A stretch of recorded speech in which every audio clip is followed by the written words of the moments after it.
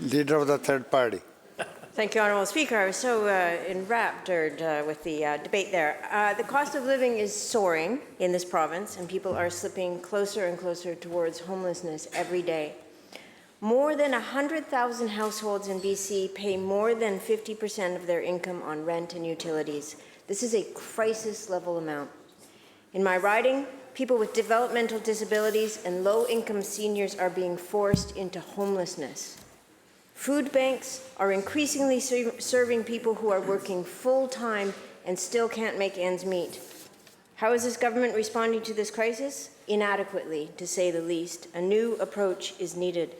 The Basic Income Expert Panel made it clear that the current social assistance program in BC is punitive and ineffective. It traps people in poverty rather than lifts them out. My question, Honourable Speaker, is to the Premier. Has this government implemented any of the recommendations from the 2020 Basic Income Panel report? Minister of Social Development and Poverty Reduction.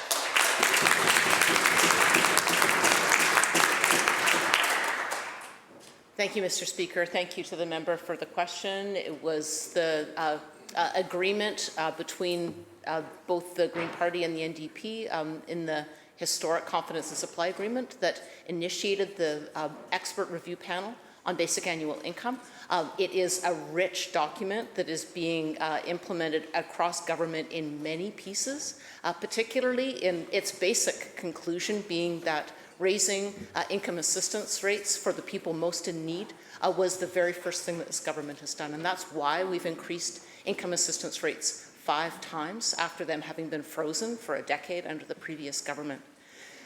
Many of the recommendations have been built into the extensive public consultation that we were legislatively required to do in order to update our second poverty reduction strategy. We'll be bringing the results of the poverty reduction strategy into this House in the spring, and I believe the member will see many of the recommendations that remain of the expert review report embedded in that work.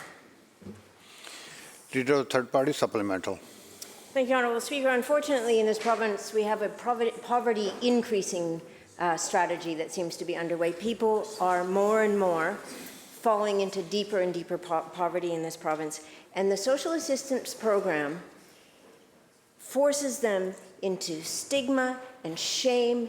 It treats them as though they don't deserve to get assistance. It makes the hurdles and the hoops that they jump through almost impossible for so many people. They often give up in despair. This government has failed, and more people are dying of poverty and inequality. They had years to act with urgency that this crisis requires. Instead, they provide one-off checks, insufficient rebates, and flashy announcement. For a government that's supposed to care about people, why have they continued to fail to make a fundamental difference in the lives of people who need it the very most? My question is to the Premier. When will his government fully implement the recommendations for basic income for women fleeing violence, for youth aging out of care, and for people with disabilities? Minister. Thank you, Mr. Speaker. That British Columbia was the last place in Canada to have a poverty reduction strategy was something that we remedied when we first formed government. We have been implementing across government, from investments in childcare to minimum wage to unprecedented investments in affordable housing, not to mention increasing income assistance rates 5 times already, doubling the senior supplement, and much more to do, because absolutely the impact of global inflation has hit people very hard. I want to also, though, say how important our investments in employment have been.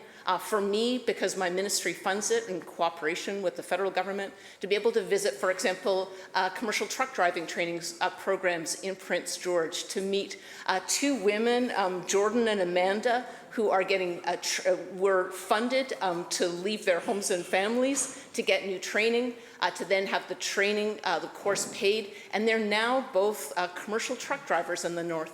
Something that is badly needed. That is embedded into our income assistance program too. That's something that the Basic Annual Income Panel asked us to do. That's work we're doing right now, and we will continue.